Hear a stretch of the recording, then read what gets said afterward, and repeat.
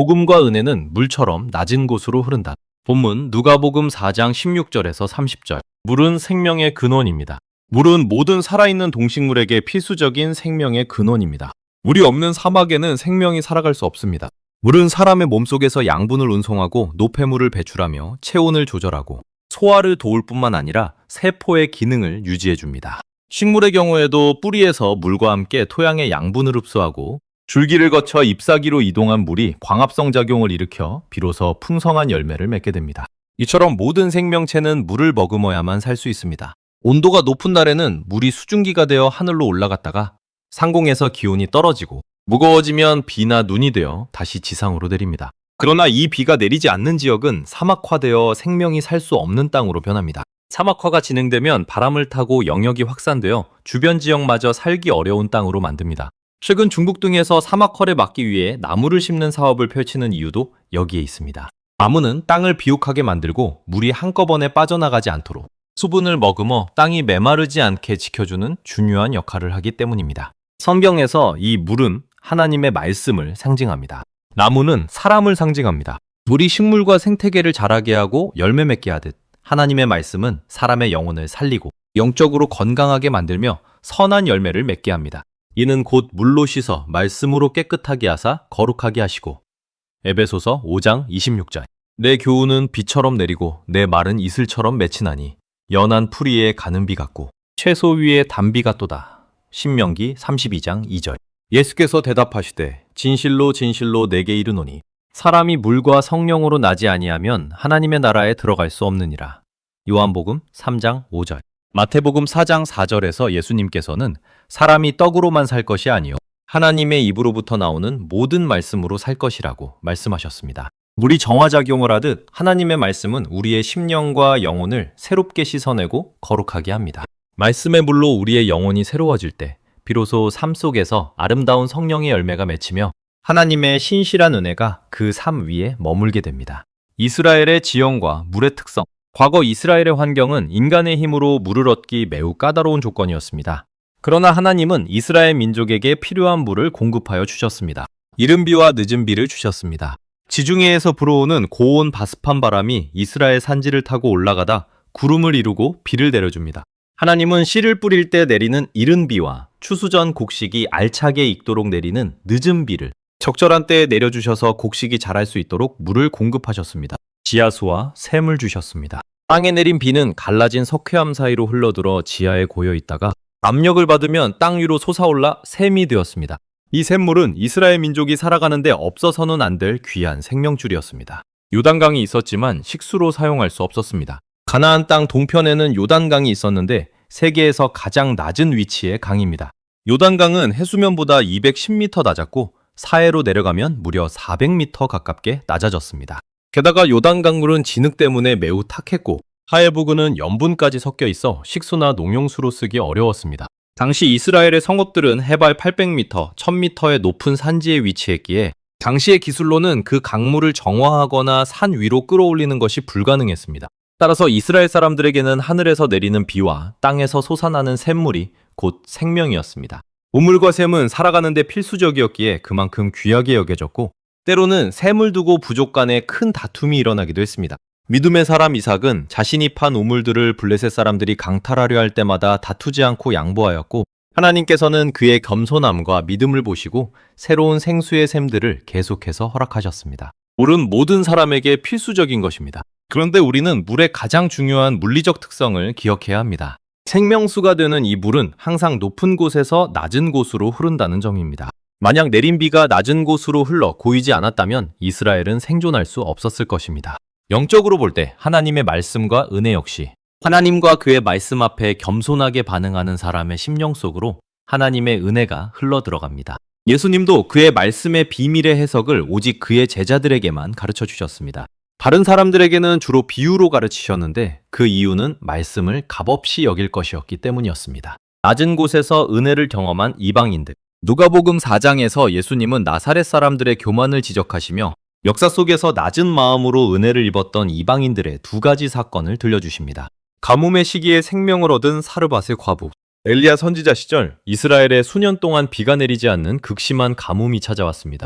찌네와 샘이 다 마르고 먹을 것이 없어 굶어 죽는 사람들이 속출했습니다. 그때 하나님은 엘리야를 이스라엘이 아닌 시돈 땅 사르밧에 사는 한 이방 과부에게 보내셨습니다. 그녀는 마지막 남은 가루 한 움큼과 기름 조금으로 아들과 함께 마지막 식사를 하고 죽음을 기다리려던 비참한 상황이었습니다.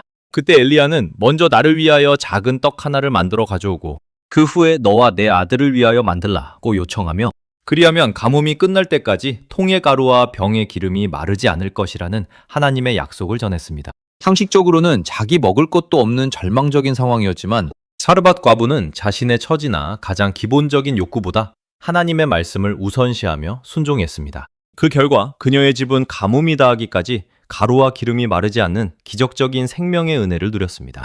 혼탁한 요단강물에서 고침을 받은 아람의 나아만 장군. 엘리사 선지자 시절 아람 나라의 군대 장관이었던 나아만은 불치병인 나병에 걸려 있었습니다. 그는 이스라엘에서 끌려온 어린 히브리 여종의 말을 귀담아 듣고 겸손히 고침을 받기 위해 이스라엘의 엘리사 선지자를 찾아왔습니다. 그러나 엘리사는 얼굴조차 내밀지 않고 종을 통해 혼탁한 요단강, 물에 몸을 7번 씻으라는 기분 상하는 지시만 전달했습니다.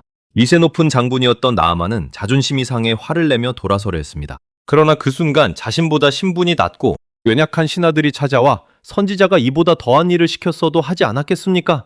라며 간곡히 권유하자 나아만은 마음을 낮추고 그 권유를 받아들였습니다. 자신의 분노와 자존심을 내려놓고 요단강에 들어가 7번 몸을 담갔을 때 그의 피부는 어린아이의 살처럼 깨끗하게 회복되었습니다. 하나님 앞에서 그리고 사람 앞에서 자신을 낮추는 겸손함이 없었다면 결코 경험할 수 없었던 은혜였습니다. 마음이 가난한 자에게 임하는 복음. 주의 성령이 내게 임하셨으니 이는 가난한 자에게 복음을 전하게 하시려고 내게 기름을 부으시고 나를 보내사 포로된 자에게 자유를, 눈먼 자에게 다시 보게 함을 전파하며 눌린 자를 자유롭게 하고 주의 은혜의 해를 전파하게 하려 하심이라. 누가복음 4장 18절 19절. 예수님이 선포하신 하나님 나라의 복음과 주의 은혜의 해는 마음이 가난한 자, 심령이 가난한 자에게 전달됩니다. 심령이 가난한 자는 복이 있나니 천국이 그들의 것이며. 마태복음 5장 3절. 마음이 가난한 사람은 나아만 장군이나 사르밧, 과부처럼 자신의 환경과 조건이 아무리 불리하고 인간적으로 이해되지 않을지라도 하나님의 말씀을 있는 그대로 사모하며 순종합니다. 반면 예수님의 고향 나사렛 사람들의 태도는 어떠했습니까? 예수님께서 고향 회당에서 은혜로운 복음의 말씀을 전하셨을 때 그들은 이 사람이 요셉의 아들이 아니냐라며 자신들이 예수님의 출신과 배경을 잘 안다는 이유로 복음을 배척하고 거절했습니다. 교만해진 그들은 메시아로 오신 예수님을 받아들이지 않았습니다. 예수님께서는 선지자가 고향에서는 환영을 받는 자가 없다고 말씀하시며 엘리야 시대에 이스라엘에 수많은 과부가 있었음에도 오직 이방 사르밧 과부에게만 보내심을 받았고 엘리사 시대에 이스라엘에 수많은 나병 환자가 있었음에도 오직 수리아 사람 나아만만 고침을 받았다는 사실을 지적하셨습니다. 이 말씀은 나사렛 사람들의 완악함과 두만함 때문에 하나님의 은혜가 그들을 떠나갈 것임을 경고하신 것이었습니다. 이 지적을 들은 나사렛 사람들은 크게 분노하여 예수님을 동네 밖 낭떠러지까지 끌고 가 떨어뜨려 죽이려 했습니다. 그들은 스스로의 교만과 완악함으로 인해 눈앞에 찾아온 은혜와 구원의 기회를 발로 차버리고 말았습니다. 이처럼 복음이 유대인에게서 이방인에게로 흘러간 것도 많은 유대인의 마음이 완고해져 복음을 거부했기 때문입니다. 우리가 하나님의 말씀을 대하는 태도가 우리 삶에 하나님의 은혜가 머물지 떠나갈지를 결정합니다. 내가 교만하고 완고한 마음을 가지고 있다면 하나님의 은혜는 낮은 마음을 가진 사람에게로 흘러가게 될 것입니다. 번면의 말씀, 낮은 마음으로 순종하는 자가 되십시오. 오늘날 수많은 기독교인이 하나님께 복과 은혜를 받기를 원합니다. 그러나 삶의 어떤 상황 속에서도 하나님의 말씀을 진심으로 듣고자 하거나 그 말씀에 절대적으로 순종하기를 힘쓰는 사람은 얼마나 됩니까? 우리가 하나님의 말씀에 온전히 순종하지 못하는 데에는 언제나 타당하고 중요한 이유들이 존재합니다. 사르밧 과부에게는 나와 아들이 먹고 죽을 마지막 남은 양식이라는 절박한 현실이 있었습니다. 나아만 장군에게는 아람의 깨끗한 강물들을 두고 왜 이 작고 더러운 요단강에 몸을 담가야 하는가?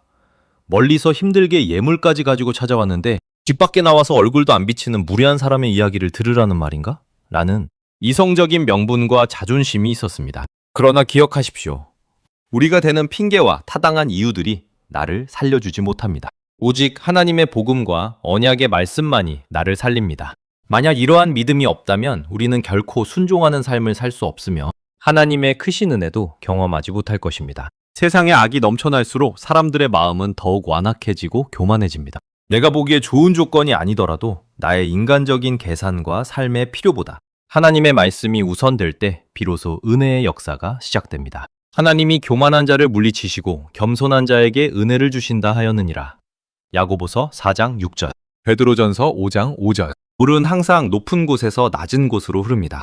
하나님의 은혜 역시 세상의 높은 자리가 아니라 겸손히 자신을 낮추고 말씀에 순종하기로 결단하는 심령에게로 흘러들어갑니다. 시대가 악하고 혼란스러울수록 우리는 더욱 온전한 신앙으로 하나님을 바라보아야 합니다. 노아는 온 세상에 악이 관영하고 교만이 팽배할 때에도 하나님 앞에서 의와 겸손을 지키며 말씀에 순종하여 세상의 심판 속에서도 구원의 은혜를 입었습니다.